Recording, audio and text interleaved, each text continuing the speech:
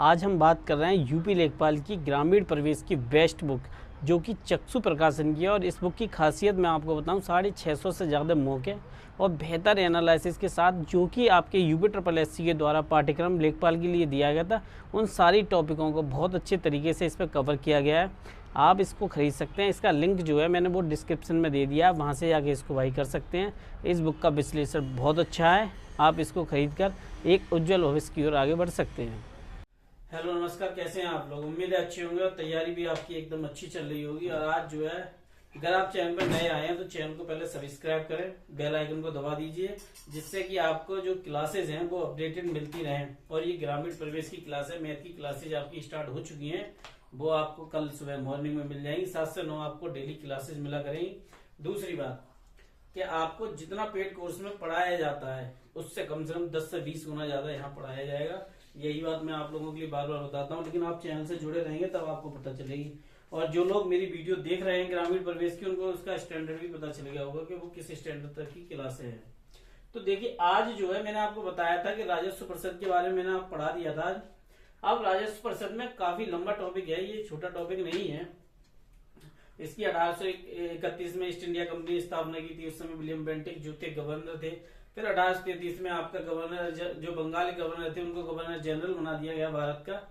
और 1830 में आपके कलकत्ता में जो था, कलकत्ता मेडिकल कॉलेज की स्थापना हुई। ये सब कुछ जो था विलियम बेंटिक के समय में हुआ था। फिर 1829 में जो था सती प्रथा को भी समाप्त कर दिया गया था राजा राम मोहन की सहायता से इसको। ये सब कुछ जो था विलियम बेंटिक के समय हुआ था। ईस्ट इंडिया कंपनी ने भी 1831 में जो था वो आपके ये जो था राजस्व परिषद जो इसको तैयार किया था, राजस्व विभाग की स्थापना करके राजस्व परिषद तैयार हुआ। फिर इसके प्रशासनिक और न्यायिक जो थे वो सदस्यों में ऐसे करके बांटा गया पूरा। उसके बारे में आपको बता चुका हूँ, पहली दूसरी क्लास में आपको जाके पढ़ सकते हैं वहां से। अब बात आती है कि प्रशासनिक कार्यालय। तो प्रशासनिक जो कार्यालय है आपका, तो जो मैं आपको बताऊं प्रशासनिक कार्यालय है, इसी में आपका राजस्व परिषद है। राजस्व परिषद है इसमें आपका। और ये राजस्व परिषद जो है प्रशासनिक कार्यालय में आपके लखनऊ में स्थित है। इसमें मैं बताऊं क्या चीज है राजस्व परिषद में आपके। राजस्व परिषद में 2 चीजें हैं, 19 अनुभाग हैं, 19 अनुभाग हैं और 14 प्रकोष्ठ हैं आपके। ठीक है, तो 19 अनुभाग हैं, 14 प्रकोष्ठ हैं। तो 19 अनुभाग जो है उनका अपना अपना काम है, वही जो मैं आपको बताने वाला हूं। ऐसा है कि शायद बहुत कम लोग इसके बारे में बताते हो आप लोगों को। तो मैं जो है 19 अनुभाग जो है उन्हीं के बारे में आज आपको बताऊंगा, जिससे कि आप सही से तैयारी कर सकें और आपकी पढ़ाई जो है अच्छी हो सके। तो देखिए, सबसे पहले हम बात करते हैं अनुभाग राजस्व अनुभाग 1। तो राजस्व अनुभाग 1 का क्या काम होता है? राजस्व ग्रामों का सृजन। जो राजस्व होते हैं, जैसे आपकी कोई लगान है, खेत पे आपकी पहले आती थी, अब तो बंद कर दी गई है।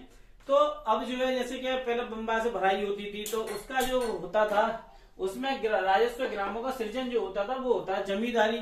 जमींदारी पहले चलती थी। अब जैसे किसी ने कहा कि भैया मेरी 100 बीघा जमीन है, मैंने घेर रखी है, लेकिन हकीकत में वो पट्टे पे किसी और की चढ़ी हुई है, तो फिर क्या चलता है कि वो जमींदारों का उन्मूलन जो होता है। तो आपके अनुभाग में क्या है? राजस्व ग्रामों का सृजन। दूसरे में क्या है? जमींदारों का उन्मूलन। मैंने आपको बता दी, जमींदारी जो थी वो आपके खेवट जो थी, मैंने पहला टॉपिक पढ़ाया था खेवट। तो रजिस्टर जो होता था उसी को खेवट कहा जाता था, लेकिन वो जमींदारी प्रथा थी एक तरीके की। और इसमें क्या होता है? भूमि सुधार व्यवस्था। भूमि सुधार व्यवस्था अनुभाग 1। अनुभाग 1 में राजस्व ग्रामों का सृजन, जमींदारी उन्मूलन आपका, और दूसरा है भूमि सुधार व्यवस्था। जैसे मान लीजिए कोई जमीन बंजर है, उस जमीन को कैसे सही किया जाएगा, कोई उपजाऊ बनाई जाएगी, इसको लेके एक पूरी कमेटी के तौर पे तैयार करके रिपोर्ट तैयार कर ली जाती है। फिर भूमि सुधार व्यवस्था की जाती है। लेकिन वो आती किस में है? तो वो आती है आपके अनुभाग 1 में। तो अनुभाग 1 के जो काम है वो समझ लीजिए क्या क्या है। पहले है राजस्व ग्रामों का सृजन, फिर है आपका जमींदारी उन्मूलन, फिर है भूमि सुधार व्यवस्था। अब इसके बाद आता है आपका राजस्व अनुभाग 2।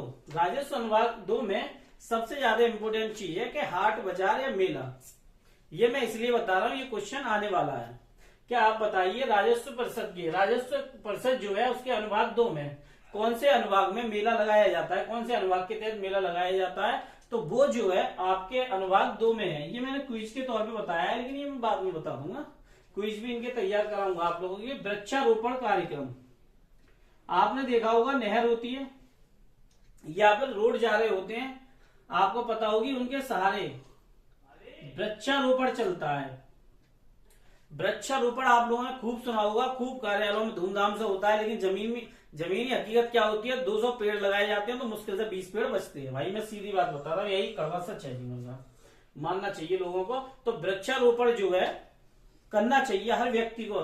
जैसे पुत्र पालो या पेड़ पालो, एक ही बात है, समझ लो। क्योंकि अगर आप पेड़ पाल रहे हो, इस वातावरण जलवायु को शुद्ध करने का काम कर रहे हो, तो अनुभाग जो 2 है आपका, राजस्व अनुभाग 2, उसमें वृक्षारोपण है एक, और एक हाट बाजार मेला, ये है, ये सब कुछ है, ये आपको समझना चाहिए। अब इसमें दूसरा राजस्व अनुभाग जो है उसका दूसरा क्या है वो मैं आपको बताता हूँ। इसमें जैसे ऊसर है, ऊसर आप लोगों ने देखे होंगे, मैं आपको बता दूं, जो तलहटी वाले क्षेत्र होते हैं, जैसे गंगा है, या फिर वो क्षेत्र जो हल्के रेगिस्तान टाइप में होते हैं, वो भी ऊसर बंजरी होते हैं। निष्पोज्य भूमि आवंटन, यानी कि एक बात मान लीजिए कोई जमीन है और उसका आवंटन फंसा हुआ है, ऊसर बंजर में फंसी हुई है, तो उसका निष्पोज्य जो होता है, जो आपका निष्प्रयोज्य भूमि जो होती है, उसका आवंटन जो होता है वो ऊसर बंजर जमीन का राजस्व अनुभाग 2 से ही किया जाता है। आपको ये बात क्लियर हो गई।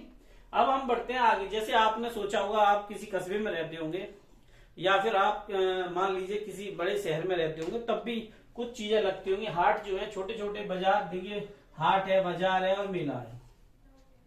तो आपको पता होगी बाजार जो लगते हैं उनपे जो आपका छोटे छोटे कर वसूल लिए जाते हैं, है ना। तो वो हाट बाजार जो लगते हैं वो राजस्व अनुभाग 2 के तहत ही लगते हैं। यानी कि ये किसी शहर में आपने देखा होगा, कहीं मंगल की छुट्टी रहती है, कहीं सोमवार की छुट्टी रहती है। मैं जहाँ रहता हूँ सोमवार की रहती है बाजार की छुट्टी, और कहीं मंगल बुद्ध की रहती है। तो ऐसे सब काम जो होते हैं वो राजस्व अनुभाग 2 के तहत होते हैं। तो इनका क्या काम होता है आपकी समझ में आ गई होगी। पहला है आपका हाट और बाजार जो लगते हैं, मेला, वो राजस्व अनुभाग 2 के तहत आते हैं। अब जो है आवंटित भूमि पे कब्जा, मान लीजिए मेरे पास कोई 100 बीघा जमीन कर रहा है, ठीक है।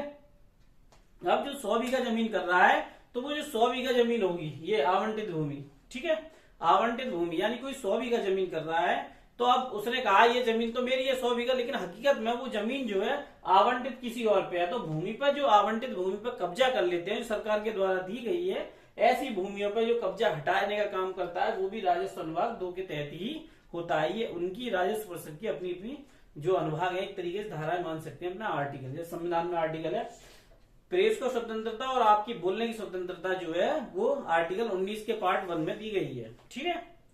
तो आप समझ सकते हैं उसी आर्टिकल में ये कहा गया है बिना हथियारों के आप जो है सभाएं कर सकते हैं, लेकिन हथियार ना हो, ठीक है। आपको पता होनी चाहिए, मैं आर्टिकल भी साथ के साथ बता रहा हूँ, थोड़ा सा आप उन पर फोकस किया करिए। अब आवंटित भूमि जो है उस पर कब्जा, ये बात आपको क्लियर हो गई होगी। अब हम पढ़ते हैं राजस्व अनुभाग 3। मैं आपको राजस्व अनुभाग 3 बताऊं तो राजस्व अनुभाग जो 14 है वही 3 है। तो मैं जब 14 आपके लिए कराऊंगा, जब मैं आपके लिए जब 14वां अनुभाग कराऊंगा, तभी आपके लिए तीसरे के बारे में बता दूंगा, क्योंकि वो उसकी कार्बन कॉपी मान लीजिए एक तरीके का, ठीक है। इसलिए मैंने उसको छोड़ के रखा है, वो मैं आपको बाद में करा दूंगा। अब हम पढ़ते हैं राजस्व अनुभाग 4 की ओर। तो राजस्व अनुभाग जो 4 है उसमें क्या क्या होता है।